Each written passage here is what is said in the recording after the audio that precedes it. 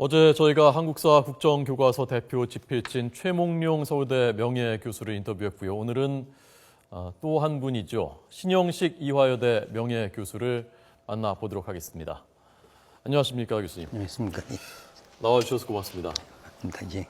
어떤 심정으로 대표 집필을 수락하시게 되셨는지부터 좀 글쎄 요새 하도 여기에 대해서 찬반 논의가 많지 않습니까? 그래서 많은 사람들이 여러 가지 불편히 생각하는데 저는 이제 나이가 80이 다 된 사람이니까 네. 뭔가가 젊은이들에게 올바른 역사 의식을 전달해 준다는 그런 하나의 사명감으로 생각을 했어요. 그래서 정말 역사 서술이 정치나 이념에 너무 편중된 사실은 이건 잘못된 거다. 네. 그렇기 때문에 올바르고 객관적인 시각에서 우리 역사를 세설해야 된다는 그런 얘기고, 그래서 그런 역사가 우리 후세에 교훈이 됩니다. 교훈이 되는 거니까 잘한 거 못한 걸 다 아울러서, 그러니까 좌든 우든 보수고 진보이든 다 잘잘못이 있고 잘한 점이 있지 않습니까? 그러니까 앞으로 이런 여러 가지 문제를, 사실 저도 국정을 반대했었어요. 그러나 이 현재 검정이 나왔을 때 문제점을 우리가 많이 지적을 한 걸 보면은 뭔가가 이거 가지고는 조금 한계가 있지 않았겠느냐는 생각이 들었어요. 그래서 우리가 이제 검정을 무조건 이게 나쁘게 생각하는 게 만약 철저한 고증만 하면은 그래서 검정에 진보적인 보적인 사람들 다 참여시켜서 같이 한다면은 올바른 역사관이 생기지 않겠느냐, 이제 이런 생각입니다. 그래서 저는 전공이 이제 고대이기 때문에 이 밑에는 잘 모릅니다. 그래서 제가 참여하게 된 걸 서너 가지로 얘기하면 이렇게 정리할 수가 있네요. 우리 역사는 수천 년 역사를 이루면서 우리 역사는 분열과 통일의 연속이었습니다. 700년간 삼국시대가 분열이 돼 있었고, 그러다가 신라가 통일했는데, 북한 교과서나 북한 책에 가면 통일신라란 말이 없습니다. 후기신라. 후기신라인데 우리 쪽에도 후기신라는 책이 많이 나와 있습니다. 물론 후기신라는 맞는데 그래도 우리나라가 비로소 하나가 된 통일신라를 이걸 무시할 수가 없지 않습니까? 그리고 또 하나는 이러한 통일이 현재 우리 정부에서 통일을 많이 준비하고 얘기하고 있지 않습니까?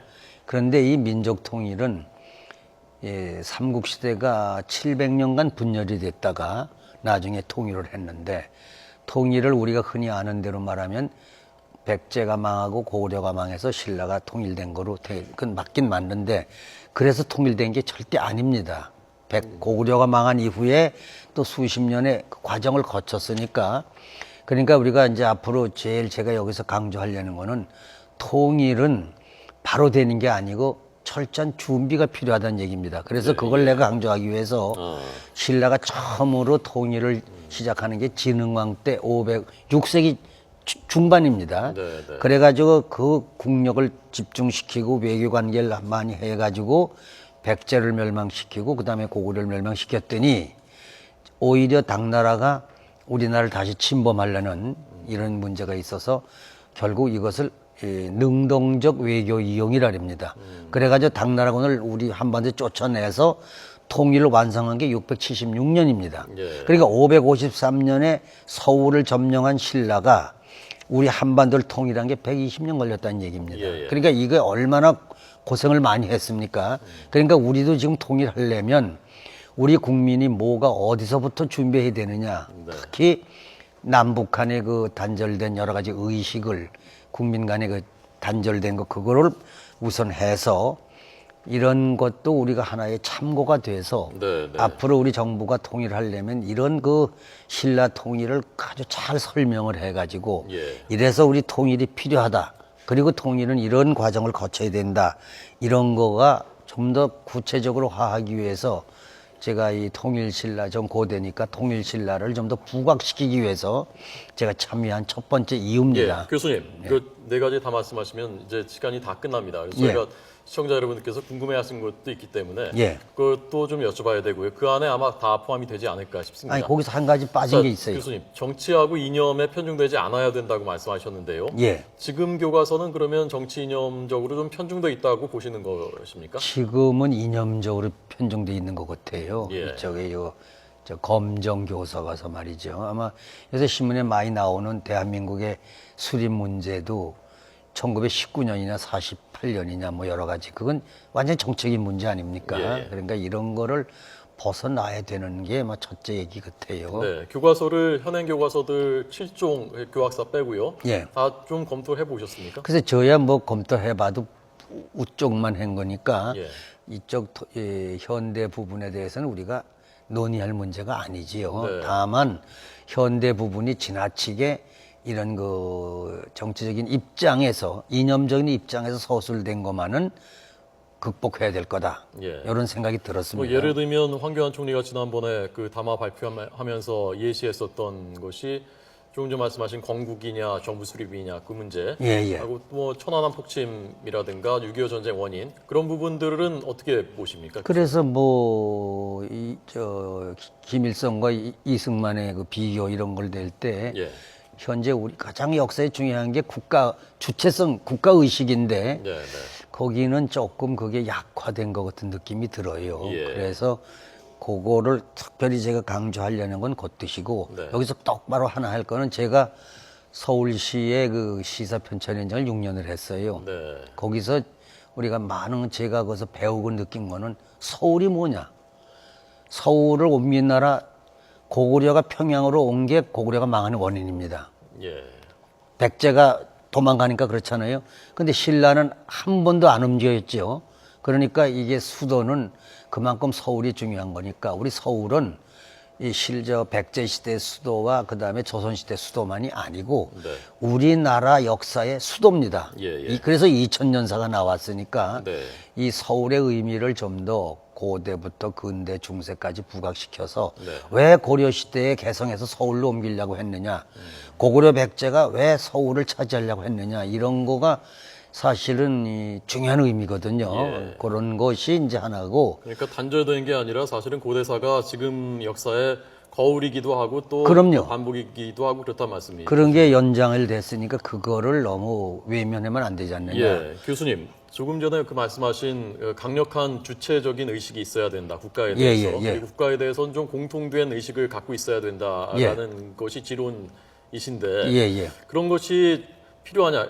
그런데 국민들이 다 같은 생각을 갖는 게 필요하냐? 지금 2015년에 야당에서 그런 얘기지 않습니까? 예. 거기에 대해서 어떻게 생각하세요? 근데 국민이 다 같은 생각할 수는 없어요. 네. 다만 우리 국가에 대한 이해, 인식도만은 올바르게 가져야 되지 않느냐. 예. 이게 편중되지 않고 우리 대한민국이 얼마나 고생해서 성립된 나라입니까? 이거 예. 생각해 보면. 그리고 또 하나 우리는 꼭 해야 될 게 이승만, 박정희가 뭐 독재에서 나쁘다 이거 틀림없습니다.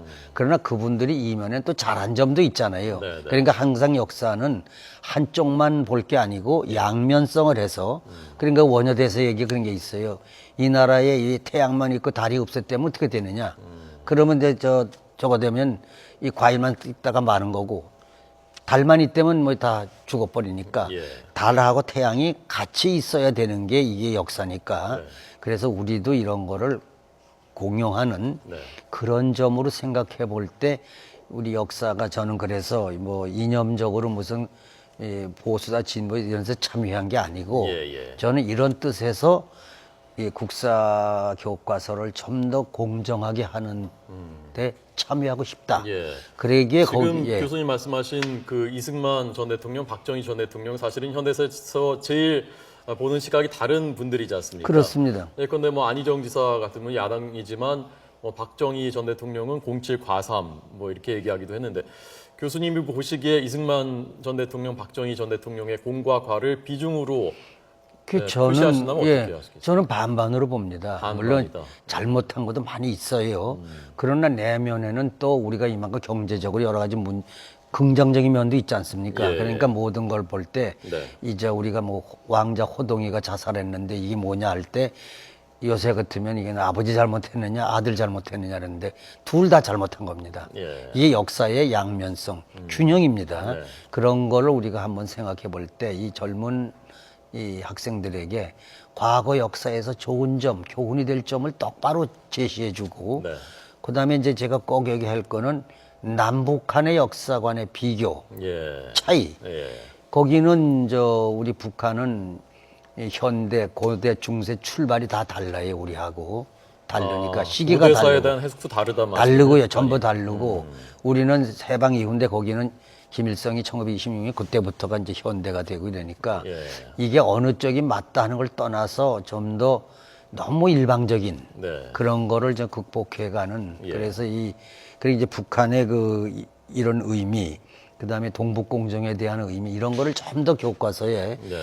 그게 제 생각에는 제 책에 그런 게 있어요. 우리 역사책을 쓰고 그 맨 앞에 우리 역사에서 알아야 될 사항 이래가지고 시대를 떠나서 독도 무슨 뭐 간도 이런 게 있지 않습니까? 네네. 그래서 중요한 내용을 앞에 정말 국민들이 같이 공감할 수 있는 내용을 실어주면 우리 그리고 교과서가 쉽게 재미나게 써야 됩니다. 어렵게 딱딱하게 쓰면은 네네. 그건 안 되거든요. 예. 그래서 앞으로 좀 공전되면 중학교 교과서, 고등학교 국민학교의 차이점을 분명히 예. 둬가지고 네. 이런데 해야 아마 역사가 좀 더 제바로 일반 젊은 사람들에게 네. 도움이 되지 않겠네요. 전 그 네. 뜻입니다. 예. 아까 그 황교안 총리가 예를 들었던 것 중에 대한민국 건국이냐 48년이 대한민국 건국이냐 정부 수립이냐 그 예. 문제가 논란이지 않습니까? 예. 교수님 어느 표현이 맞다고 그래서 저는 그러네. 1919년에 임시정부 섰잖아요. 네네. 국가가 되려면 국가가 영토가 있고 국민이 있어야 되지 않습니까? 그런데 그때 국민이 없고 영토가 없잖아요. 네. 그건 국가가 아니에요. 그래서 저는 이쪽 해방 48년을 예. 정부가 아니라 국가가 성립된 거 북한도 마찬가지겠죠. 그거는. 그래서 이 세상에 영토와 국민이 없는 국가라는 거는 이건 있을 수 없는 얘기니까 저는 그걸 찬성을 못 합니다. 네. 그러면 상해에서 세워진 임시정부는 국가는 아니고 어떤 의미가 있는 거죠? 그러니까 그거는 우리가 하나의 국가가 필요하다는 의미에 갖고 있는 상징적 의미지 그게 국가는 아니지 않습니까? 실제 예. 영토가 없는데 무슨 국가가 됩니까? 네. 그래서 그건 물론 이제 근대 현대하는 사람들이 생각이 다르겠지만은 네. 제가 북쪽이 볼 때는 영토가 없는 국가는 존재하지 않는다. 문재인 대표는 오늘 아침에 그렇게 말을 했거든요. 우리가 상하이 임시정부의 법통을 계승했기 때문에 우리가 유일한 한반도에서 합법정부라는 논리가 가능한 것이지 그렇지 않다면 그 논리가 가능하지 않을 수도 있다. 그건 맞는 얘기죠. 논리는 맞는데 네. 그게 국가가 성립된 건 아니지 않습니까? 예. 정부 때문에 게 아니니까 저는 그래서 그런 철저한 말하자면 이제 국가 의식이라든가 서울의 의미라든가 고대사가 갖고 있는 의미 네. 또는 북한 역사가 갖고 있는 여러 가지 문제점 이런 걸 보다 종합적으로 그래서 아마 11월 30일 날에 이제 전체 뭐가 구성이 된다래네요. 뭐라냐 체제가 구성되니까 그때 좀 더 구체적으로 그런 것이 정리가 되면 다행이겠다 이런 생각을 합니다. 교수님 요즘에 뭐 인신공격들 SNS 같은 데서 뭐 친일이다, 어용이다, 무슨 심지어는 뭐 오적이다, 뭐 이런 뭐 거친 표현까지 쓴다고 하는데 좀 심리적으로 압박이 되시거나 좀 그러십니까? 어떻습니까? 근데 저는 우리 학생이 제자들이 그렇게 하는 사람은 아주 약하고 별로 없고 나이 든 사람들은 좀 저를 많이 이해해주는 쪽으로 그리고 저는 지금 저는 참 우리나라 학회에서 참 여러 개 학회장을 이렇게 했고 오래 저걸 했으니까 비교적 우리 제자들한테 요걸 덜 먹는 편입니다. 그래서 그렇게 불안하고 이럴 정도로 저에 대해서 비난하는 사람 없습니다. 대중들이 뭐 인터넷에 쓰고 그런 건 안 보시나 보죠? 전 그런 거 안 봐요. 잘 안 봤는데. 그러니까 크게 지금 압박은 안 받으시는 거군요. 안 받고 있습니다. 알겠습니다. 오늘 국정교과서 필진으로 대표 필진으로 참여하게 된 신영식 이화여대 명예교수를 저희가 만나봤고요. 잠시 뒤에는 반론권 차원에서 야당의 유기홍 의원도 저희가 인터뷰하도록 하겠습니다. 오늘 나와주셔서 고맙습니다. 잘 들었습니다. 고맙습니다.